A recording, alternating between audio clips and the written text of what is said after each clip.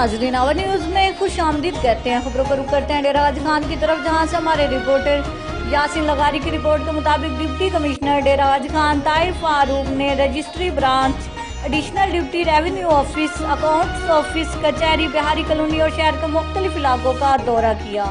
Deputy commissioner ने registry branch के मुआयना के दौरान मौजूद साइलिन से मसाइल दराफ्त करने के साथ साथ जदाद की मुंतकली के अमल का जायजा लिया। उन्होंने रजिस्ट्री ब्रांच के मुआफिस खाना का भी दौरा किया, पुराने रिकॉर्ड की जांच पड़ताल और महफूज करने के अमल का जायजा लिया। कमांडेंट बीएमपी हमजा सालिक और दीगर अफसरान हमरा थे। डिप्टी कमिश्नर ने additional deputy commissioner revenue office के मुख्तलिफ शोबों और कचहरी का भी दौरा किया। उन्होंने अकाउंट्स ऑफिस का दौरा करते हुए मुख्तलिफ अमूर का जायजा लिया।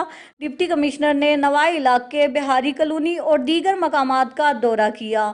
CEO waste management company capital retired Samiullah Farooq और दीगर हमरा थे।